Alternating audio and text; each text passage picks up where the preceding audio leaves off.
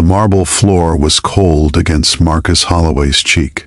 The CEO of Holloway Industries lay crumpled in his private office, tears streaming down his face as he whispered the words he never thought he would say. "I can't walk." The pain had started months ago as a dull ache in his lower back, something he dismissed with expensive painkillers and the arrogance of a man who believed his wealth could solve anything. But wealth couldn't stop the degenerative condition that had been silently destroying his spine. Now, at 42 years old, Marcus found himself paralyzed from the waist down, his legs refusing to obey even the simplest commands. The doctors had done everything they could, but the damage was irreversible.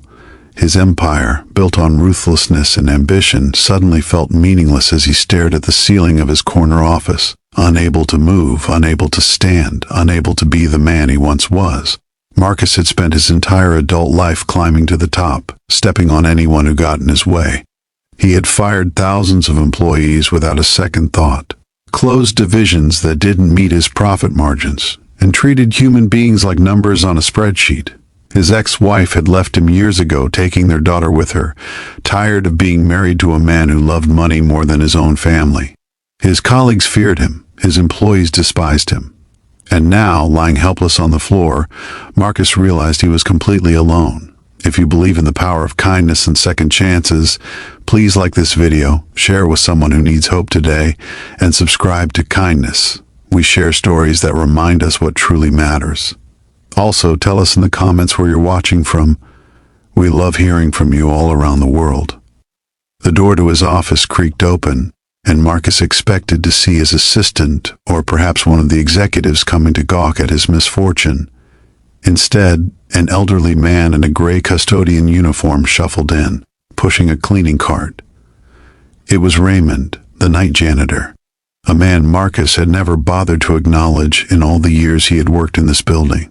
Raymond's weathered face showed surprise when he saw the powerful CEO sprawled on the floor, but there was no judgment in his eyes, only concern.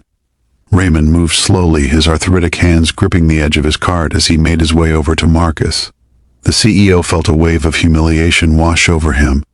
Of all the people to witness his lowest moment, it had to be the janitor, someone he had always considered beneath his notice. Marcus tried to speak, to order Raymond to leave or to call for help, but his voice came out as a broken sob. He was too exhausted, too defeated, too broken to maintain the facade of control any longer. The old janitor knelt down beside him with considerable effort, his knees popping audibly. For a long moment, he simply looked at Marcus with those kind, tired eyes. Then Raymond did something unexpected.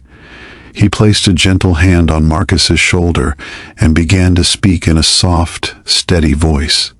He told Marcus that 30 years ago, he too had been a successful man, a construction company owner with money, respect, and power. But an accident on one of his job sites had left him partially disabled and drowning in lawsuits. He lost everything, including the use of his left arm, which hung slightly crooked even now.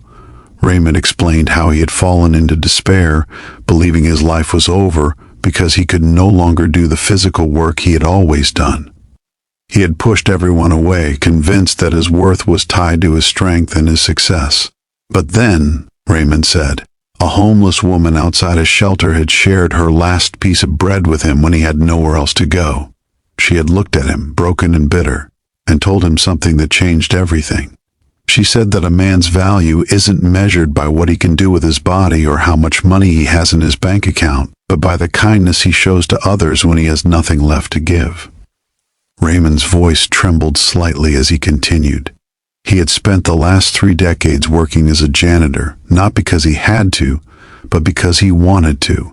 He had learned that real power came from serving others, from being present in the small, unseen moments of people's lives. He had held doors for crying employees, left encouraging notes for the stressed-out interns, and prayed for the executives who barked orders at him without ever learning his name. He had found more peace and purpose in cleaning floors than he ever had in running a company. Then Raymond leaned closer and whispered a secret that Marcus would never forget. He said that Marcus's own daughter, Sophia, had reached out to him months ago. She had heard through a mutual connection that her father was sick and struggling, but she was afraid to contact him directly after years of estrangement. She had asked Raymond to watch over Marcus to make sure he was okay, because despite everything, she still loved her father. Raymond had been praying for Marcus every single night, waiting for the moment when the proud CEO would be humble enough to receive help. Marcus's tears flowed freely now, but they were different tears, not tears of self-pity, but of awakening. Raymond helped him into his wheelchair, and as he did, he pressed a folded piece of paper into Marcus's hand. It was a letter from Sophia, filled with words of forgiveness and hope, an invitation to rebuild their relationship, a chance to become the father she had always needed. The letter ended with a simple line, "It's never too late to choose love over pride." In the weeks that followed, Marcus began to change in ways that shocked everyone who knew him. He started by calling Sophia, and their first conversation in 5 years lasted 3 hours. He met with the employees he had fired and apologized, offering to help them find new opportunities. He established a foundation to help disabled workers, funded by his own fortune. He learned the names of every person who worked in his building, starting with Raymond, and he began each day with gratitude instead of ambition.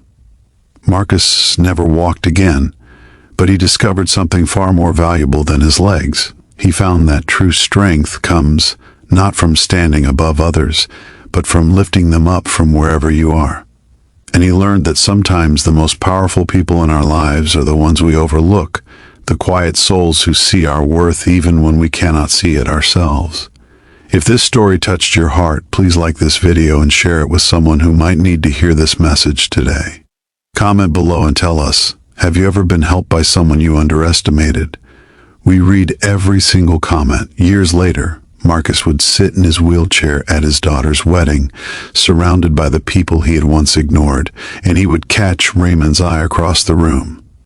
The old janitor would smile, and Marcus would smile back, both men knowing that the greatest success isn't measured in dollars or achievements, but in the love we give and the second chances we embrace. The CEO, who once believed he had everything, finally understood that he had nothing until he learned to receive the kindness of a janitor who saw him not as a powerful executive, but simply as a human being in need of grace.